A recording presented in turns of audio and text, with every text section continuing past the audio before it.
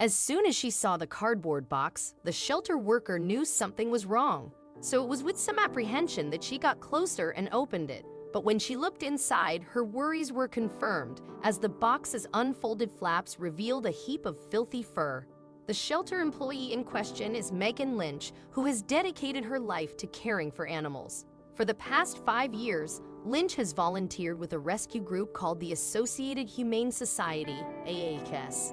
It's based in Tinton Falls, New Jersey. AHS's history actually stretches back over a century. It was originally established in 196. Since then, the nonprofit has grown into New Jersey's largest shelter organization, spread across 3 different shelters. Furthermore, AHS operates a sanctuary founded in 1977 called Popcorn Park. The park is reserved for animals that have experienced a hard life.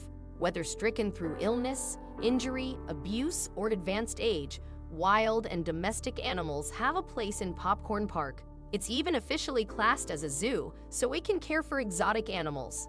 The organization's official website describes its mission statement. It is our mission to prevent cruelty to all animals, primarily in New Jersey, but also throughout the United States. It asserts, in order to achieve this goal, AHS also runs its shelters, like the ones Megan Lynch works at, to find homes for companion animals. On August 29, 2018, Lynch went into work at the shelter, but when she arrived, she immediately knew something was wrong. Someone had left a cardboard box by the road outside. Lynch was immediately concerned. The container was a new addition to the property. She'd also worked with AHS long enough to know what an abandoned box usually meant, as marketing office coordinator Kim Tambora told the Dodo. Of course, our instincts are always to open them, because usually nothing good on the property is in a cardboard box, Tambora explained.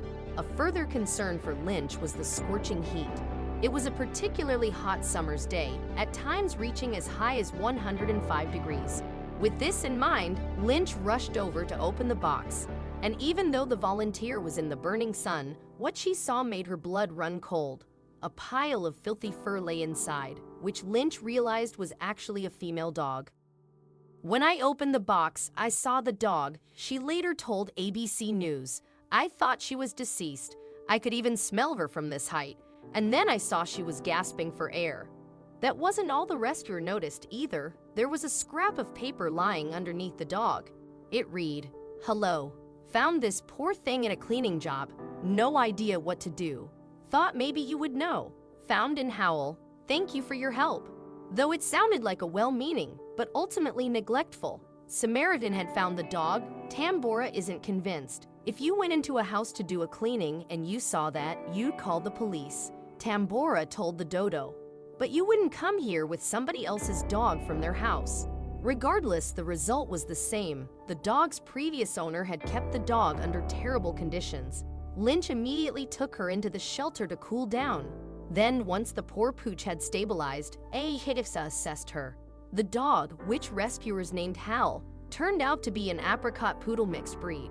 However, it was initially hard to tell on account of her matted and dirty fur. And upon inspection, the vets found that they were uncomfortable anesthetizing Hal for grooming, owing to her advanced age. As near as experts could tell, their new guest was a senior of approximately 10 years old. She's an older dog, so we're taking it slow, AHS veterinarian Dr. Emily Woods reported to ABC News. We don't want to sedate her while we groom her.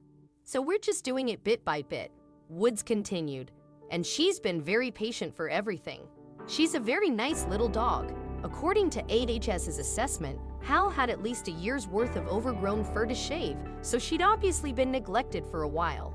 That wasn't the end of Hal's health issues, though. She was also suffering from cataracts, leaving her without sight. And in addition, vets treated her for a urinary tract infection. But after some TLC, the sweet old dear both looked and felt so much better. And now she's proving that there's life in her yet, surprising her carers with her adaptability. An AHS Facebook update on September 21, 2018 said, "We were nervous about her finding her way in here, but she is doing great." Speaking to the Dodo, Kim Tambora added, "She finds everything. She doesn't really need help, she figures it out. But she's definitely a little old lady. Her back legs are on the stiff side, so she doesn't walk great. But the good news is that Hal's now ready to find a loving home. It breaks your heart that she's probably better off dumped in a box on the side of the road than where she was before, Tambora concluded. But we're glad to have her, and we'll take care of her until her forever family comes for her.